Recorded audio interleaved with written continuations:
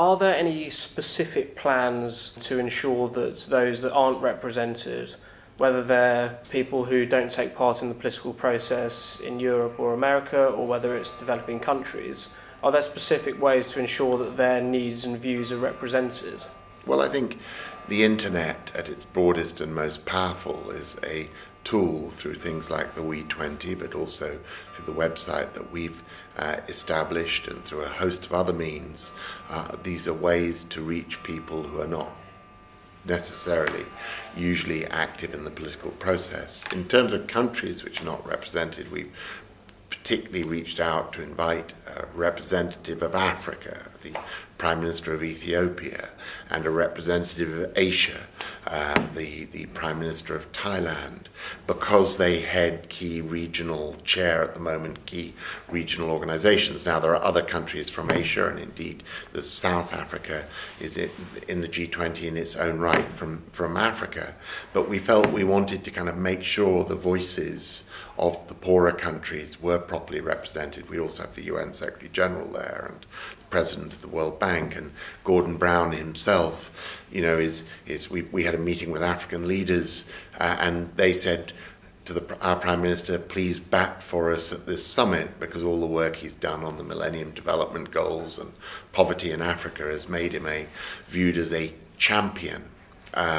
He is a key figure in all of this too. You mentioned the internet and also the World Bank, and Robert Zoellick, President of the World Bank, some time ago actually asked for some responses on whether there should actually be some kind of use of the internet, such as a Facebook, for financial global diplomacy, regulation of financial markets. Do you think the internet can be used in financial regulation and redistribution in the future? Well, I mean, it's an extraordinarily powerful communications tool. It's not a substitute for regulatory action or for certain other things which are key to managing the markets. But there's hardly a single human activity nowadays where you can't integrate the internet usefully into the solution. And final question. What do you think the future of the G20 is as we go forward after the summit? Well, I think it'll depend on the outcome of the summit. I mean, it's been meeting as a finance ministers group for quite a few years now. It got bumped up to a head of government, head of state level as a response to this crisis, and initially that's been on a temporary basis.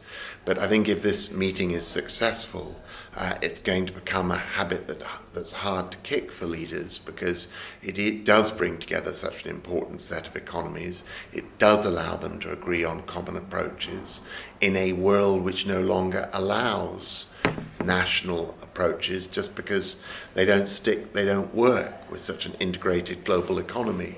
So, I suspect it's on its way to becoming relatively indispensable as one of a number of international decision-making bodies. Excellent. Well, thank you very much, Lord Malloch-Brown. Thanks for spending time with G20, and we look forward to seeing what the G20 Summit can achieve. Thank you, Paul.